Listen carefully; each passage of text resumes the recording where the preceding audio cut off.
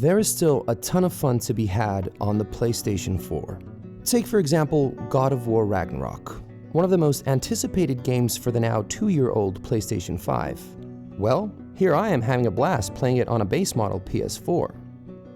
Spiderman Miles Morales, phenomenal little game which Sony heavily used to promote their next generation console at launch. It was what you'd call a PlayStation 5 exclusive, only not entirely because, again, here I am playing it on my PS4. Here's Digital Foundry showcasing Horizon Forbidden West running in a pretty steady 30 FPS on both the Pro and base model of the PS4. And you know what?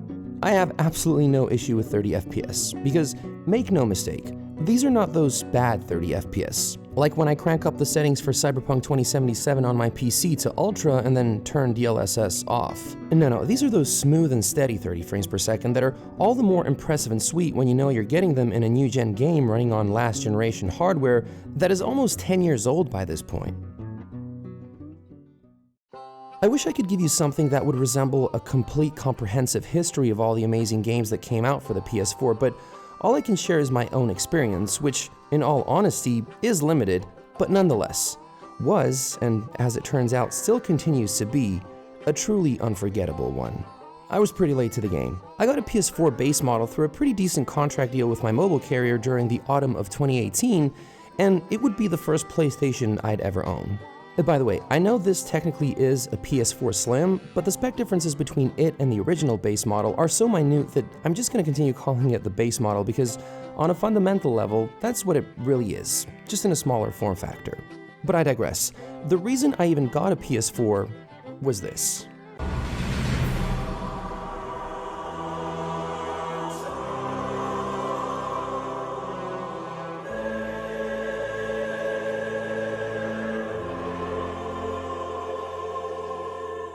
God, this was a good time.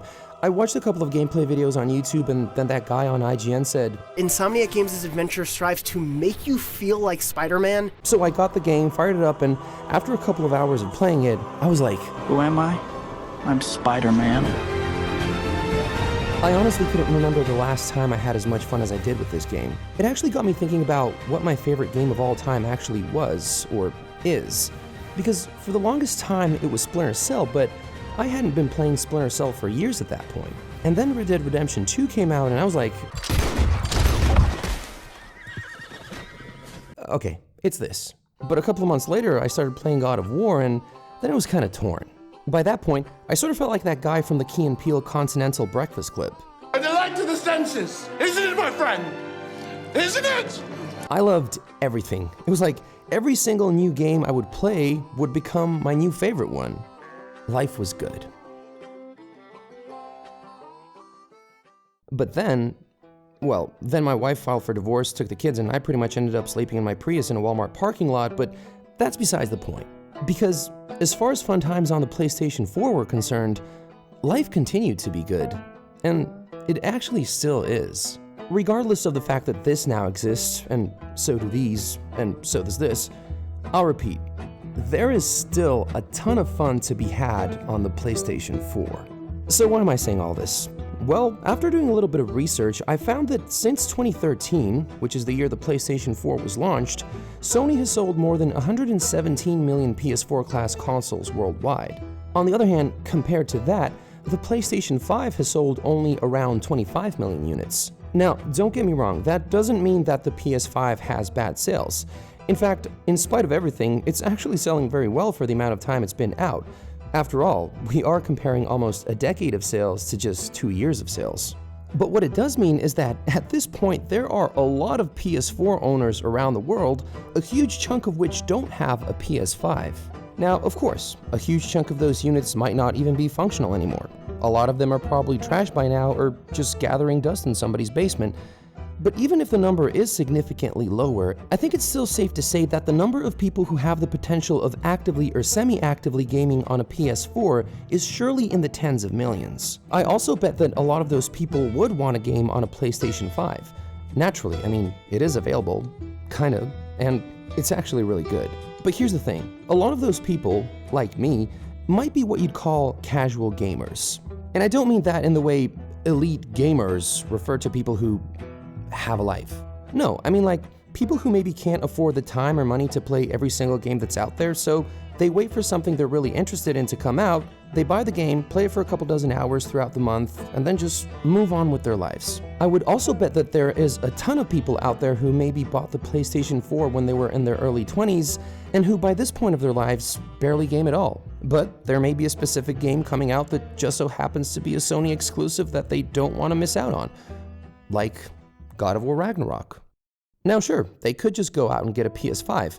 I mean, even though this video is sort of an homage to the PlayStation 4, it's not to say anything against the PlayStation 5. It obviously is the superior console. We're talking much higher resolutions, more frames per second, faster loading times, and just generally better graphics and performance, not to mention longevity. So if you don't already own a console and you can't afford to purchase one, yeah, the PlayStation 5 will certainly guarantee you at least a decade of top-tier gaming. But if you can't afford one, or you technically can, but you just feel like you wouldn't be able to justify the purchase, and you just so happen to have one of these lying around, you can still take advantage of that. Because not only does the list of phenomenal games for the PlayStation 4 go on and on, it's actually expanding with games like God of War Ragnarok, Horizon Forbidden West, Spiderman Miles Morales, etc.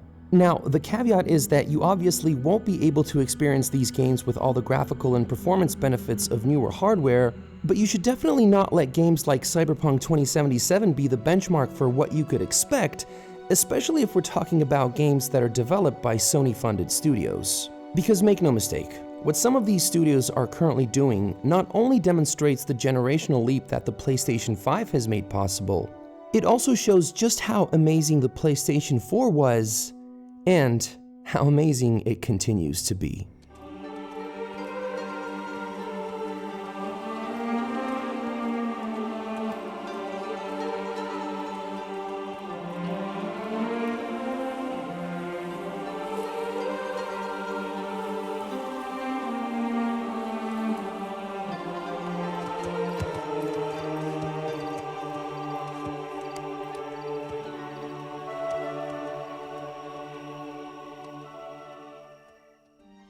Look, I'm a tech enthusiast. I love tech. But if there's one thing I've grown to dislike about it, it's this modern tendency people have to forget how good something is as soon as the next big thing comes out. I'm fairly confident that one day in the near future I will get a PlayStation 5. But just like so many other pieces of tech, for the longest time the PlayStation 5 has been more of a status symbol than anything else. As soon as it launched, there were huge availability issues, and even if you could get your hands on one, you'd have to pay an ungodly amount of money for it. And everybody has social media, everybody's a famous fucking influencer these days. People see the other guy has a PS5 and they don't, well, that can't fly. So they go out and pay a small fortune for it, and for what? Oftentimes for a pretentious social media post, a crappy YouTube video, and the mindless facilitation of scummy scalping practices. If you want to play stellar video games and save a few bucks at least for a couple of more years, assuming you're one of the tens of millions of people who already have one, I will say it yet again. There is still a ton of fun to be had on the PlayStation 4.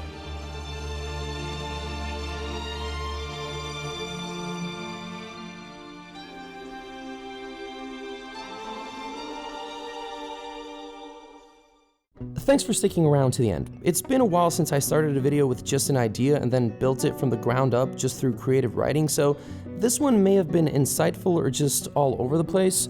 That's a judgment I'll personally be able to make only after I acquire the benefit of hindsight, but definitely do let me know what you think in the comments below. In any case, I hope you found at least some value in it, and if you have, leave a like and consider subscribing if you haven't already. Thank you so much for watching, and as always, stay strong.